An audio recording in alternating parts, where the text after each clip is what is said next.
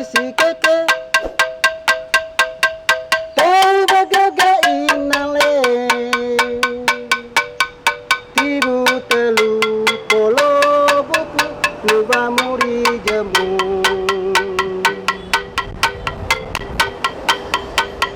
dede kamile.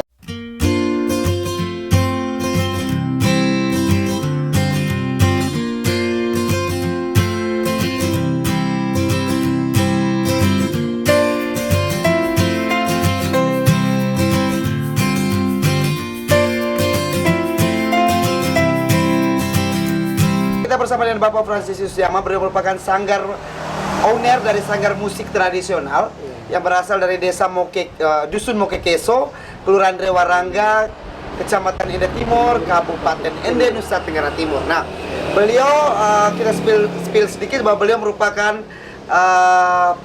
pemimpin, bisa jadi pemimpin atau pendamping dari komunitas musik tradisional, dan kita tahu bahwa musik tradisional yang alat musik yang digunakan itu biasanya berasal dari bambu dan juga berasal dari kayu gecko yang disebut dengan gecko.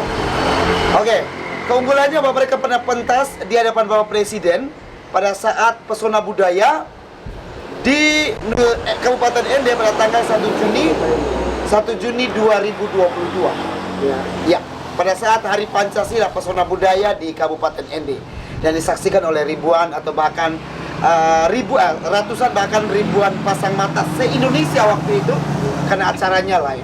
Nah, Bapak Fransiskus, saya biasa panggilnya Opa Fransiskus Yama, gimana akhirnya membangun komunitas musik tradisional ini, Pak? Dasarnya gimana?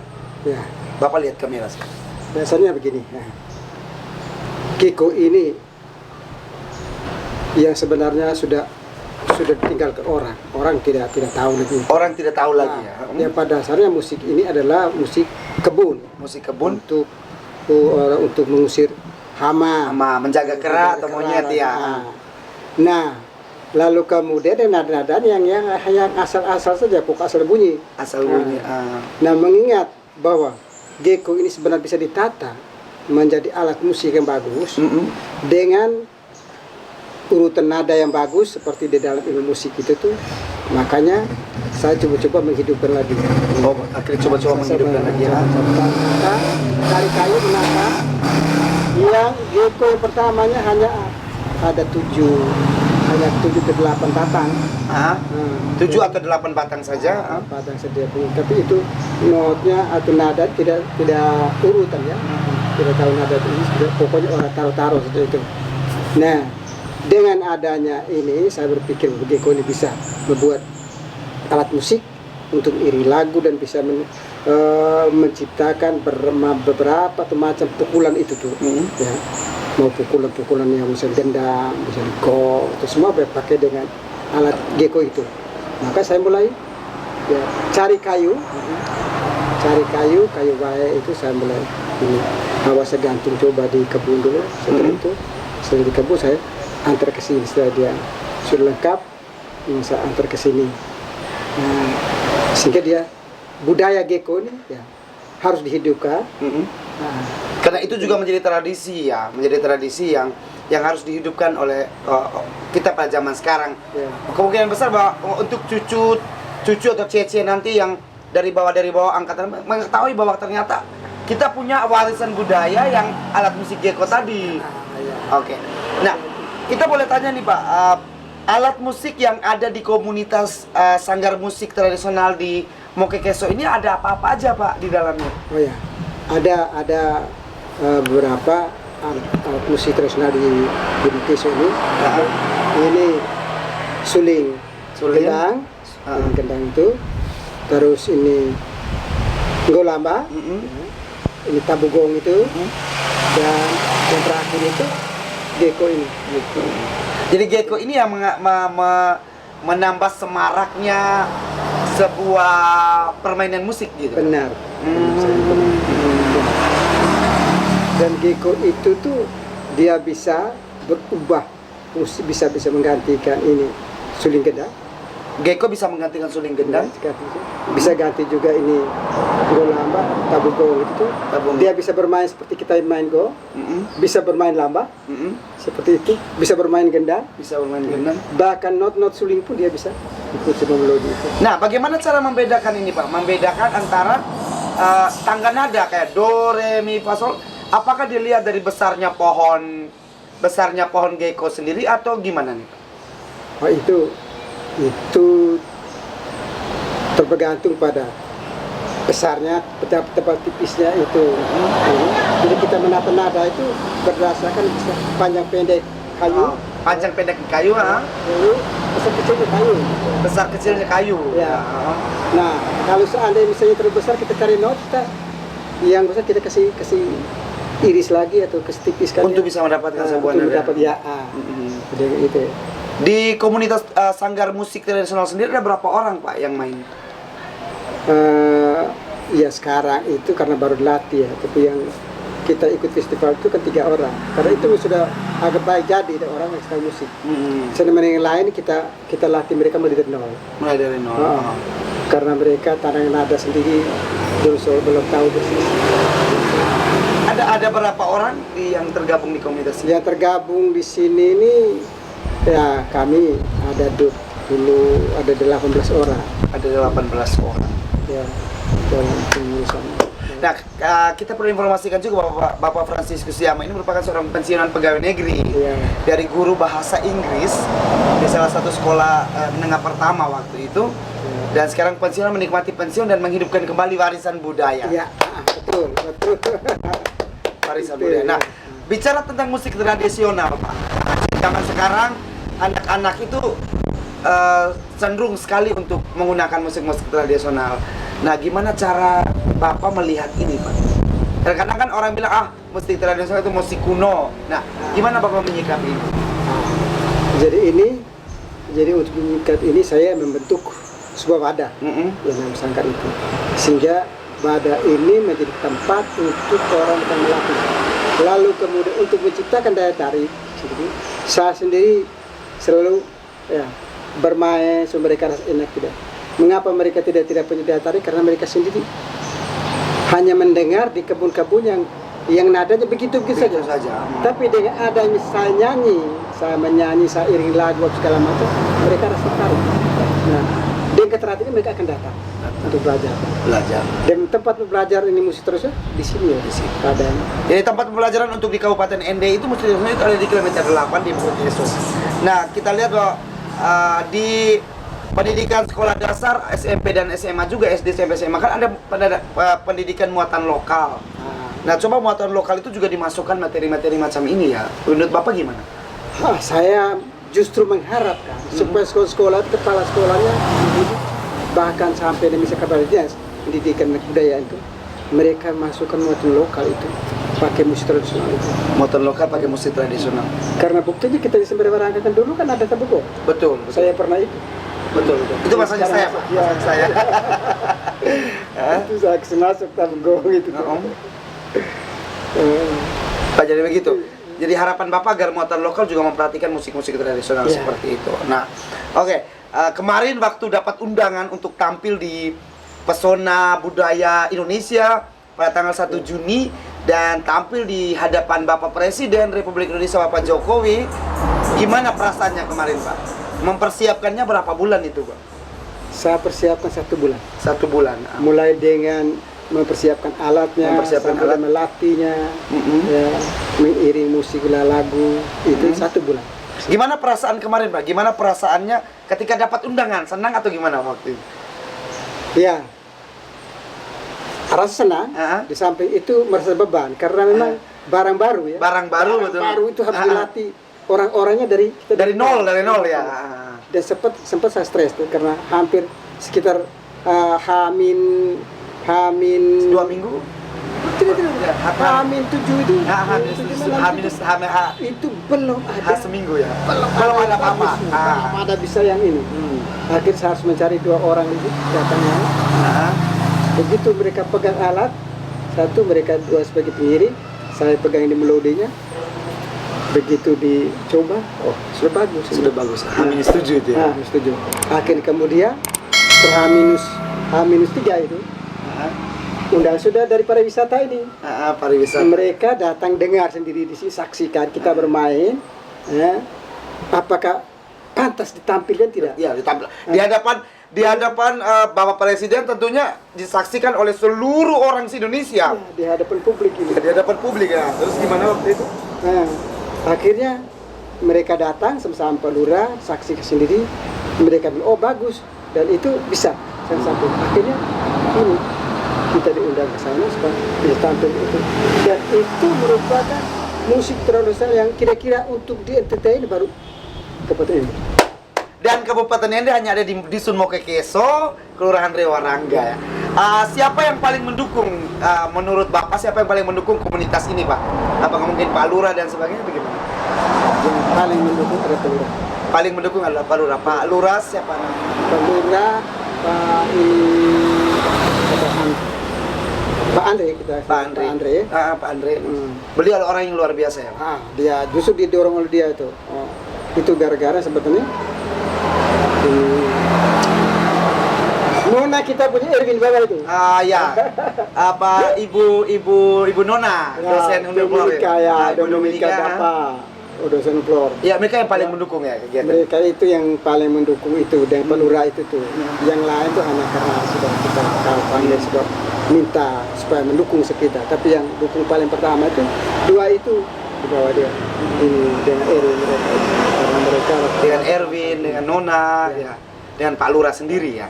Nah, Pak, waktu kemarin tampil ketika sukses ya, tampil di hadapan publik, sukses, gimana perasaannya waktu itu, Pak? Senang. Senang ya? Saya senang, kenapa? Saya bangga, karena kita bisa berkolaborasi dengan musik-musik modern. Semua itu. Dengan gitar, drum, situ, semua itu tuh. Semua itu. Bahwa kita bisa mengiring, para penyanyi mereka menyanyi lagu-lagu. Kita punya itu, kita mengiring. Kita mengiring. Rasa bangga ya. Sebagai orang yang mau mengangkat musik tradisional itu tidak gampang, Pak. Maksudnya, kau mengangkat sebuah Opa mengangkat sebuah geko ini untuk ke atas dan lihat saksi kau itu tidak gampang, prosesnya juga panjang. Iya, betul. Dan ketika sudah disaksikan oleh banyak orang, harapan Opa gimana nih, Pak, agar orang-orang yang menonton atau menyaksikan secara sendiri bahwa ada loh komunitas musik tradisional, harapan Opa gimana nih? Harapan saya ke depan tuh supaya geko ini menjadi ya alat musik budaya yang dimana kalau ada kesempatan kita tampil semuanya. Dan itu malahan saya mengharapkan bahwa geko ini merupakan aset atau budaya musik tradisional yang paling khas untuk Kabupaten Ende. Geko merupakan musik tradisional untuk Kabupaten Ende. Nah, bicara soal geko nih Pak, nah kan kayu nih.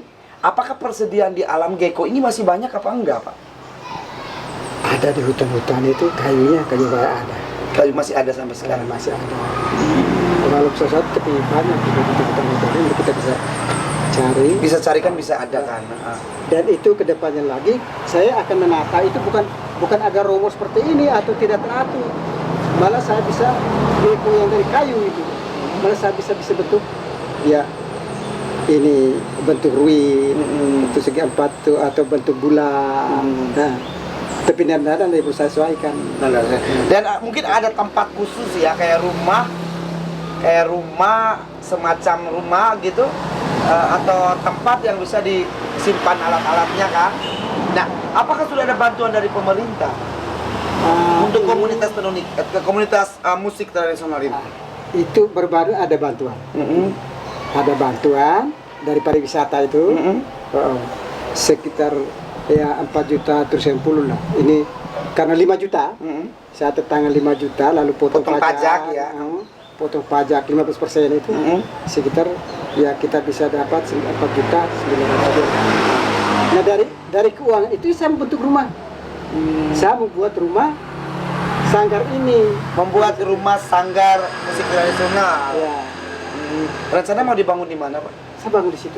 Oh, dibangun di situ. Dengan uang ini mau dibangunnya. Ya. Nah, program latihan sendiri itu hari apa Pak di sini? kesepakatan bersama waktu rapat kali lalu itu 1 minggu sekali. 1 minggu sekali. Tiap hari minggu toh.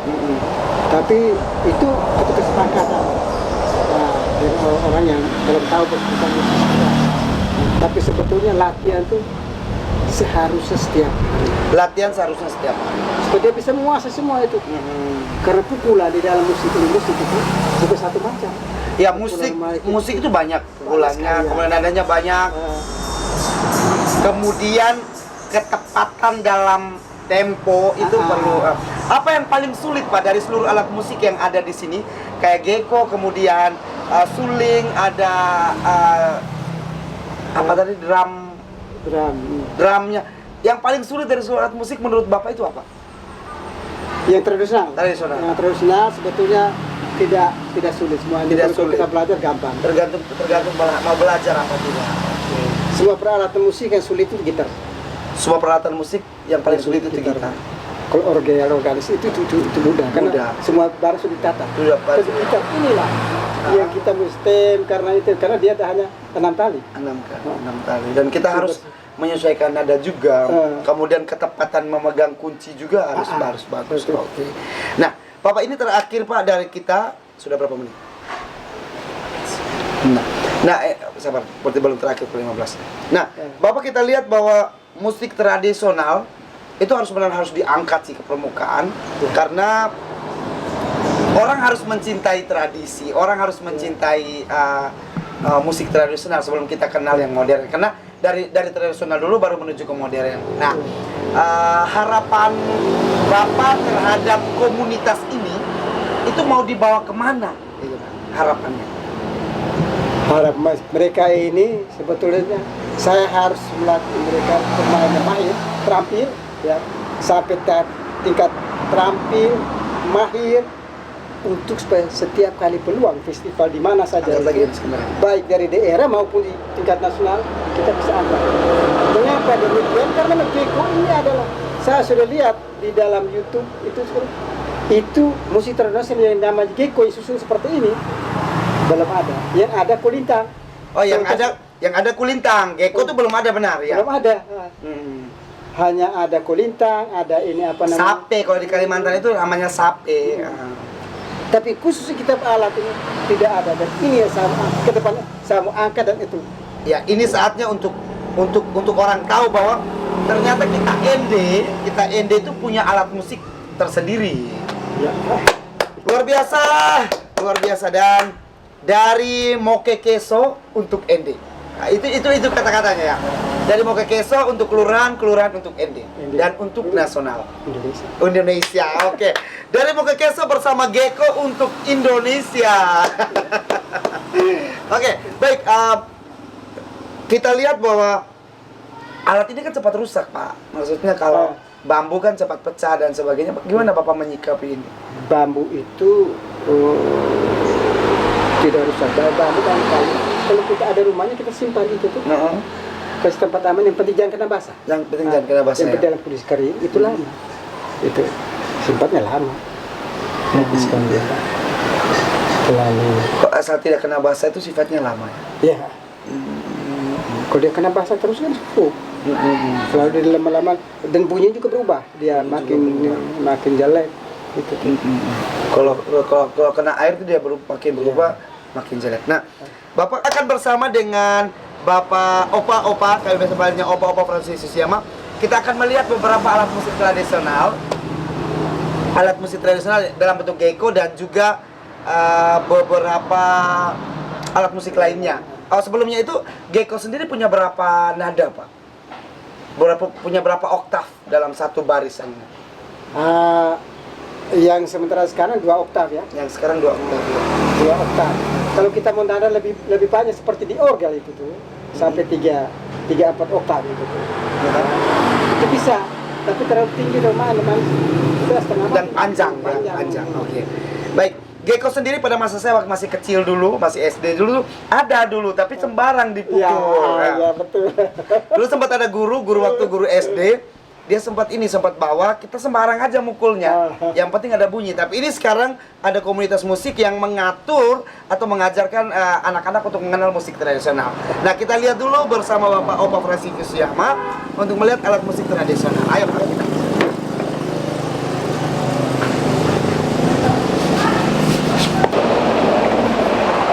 Kita di sini aja dulu. Opa main musik yang ini Geko aja kali. Geko saja. Ya, gitu. Baik, nah kita bersama dengan Opa Franciscus Yama. Kita lihat sudah ada beberapa jenis alat musik seperti ini. Ini adalah Geko. Ini Bapak geser di sini. Oke. Ini adalah Geko, di mana Geko ini yang tadi dibilang oleh Opa bahwa Geko ini sebenarnya sudah ada dari zaman dahulu. Dan di sini ada berapa oktav, Pak? 1 oktav. Ini 1 oktav.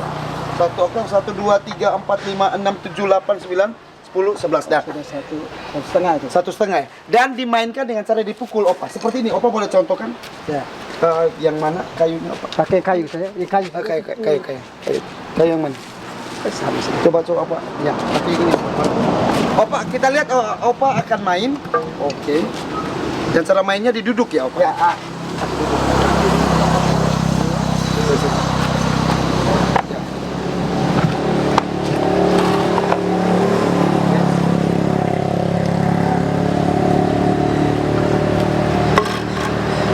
Ini ada berapa oktav, Opa? 2 oktav. Oh, ini 2 oktav ya. 2 oktav ada berapa kayu? 16. 16. Dan 16 itu harus dimainkan semua ya, Pak? Ya. Ini butuh tenaga juga untuk memainkannya. 16. Boleh, Opa silakan mungkin. Ini apa ya?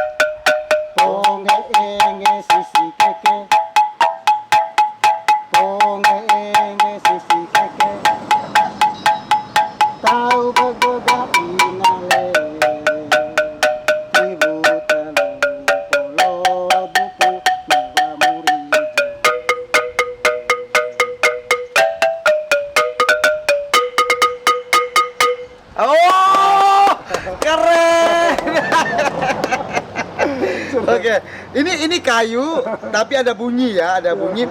Dan kalau kita lihat ada ini dua, re, do, si, la, sol, fa, mi, re, do, si lagi, sol, fa, mi, re, do. Ada something dekat sini. Ada nada-nada yang sudah ada dan ini pinjam Opa. Dan ini pukulannya nggak sembarang ya. Ya. Re, do, si, la, sol. Jadi pukulannya nggak sembarang. Jadi Ya. ini karya seni yang luar biasa yang harus dihidupkan kembali untuk oleh setiap masyarakat harus untuk orang Ende harus tahu bahwa ini alat musik yang harus dikembangkan. Ya. Benar. Dan ini penempatannya kayak gimana, Opa? Ya. Untuk nada sol gimana, untuk nada ini gimana, Opa? Ya. Untuk Nah. nada, nah untuk tahu bahwa oh ini nada fa, ini nada re, ini nada mi, caranya gimana, Opa? Caranya itu kita misalnya contoh kita buat lebih dulu ini. Misal do. Nah, kalau mau tahu nada re misalnya kita kasih potong kayunya. Misalnya kita kasih tinggi, kita kasih potong lebih Pendek lagi. ya. Oh iya. Jadi kalau nada do sendiri lebih kecil ya, Pak? Kenapa ini, Opa? Ya. Itu kalau seandainya kita menatatan lebih rapi, kita potong kayunya sama besar, gitu. Kayu sama besar sehingga kita lihat, sehingga kalau kita potong itu nanti akan terus jadi segitiga seperti itu, semakin tinggi semakin pendek.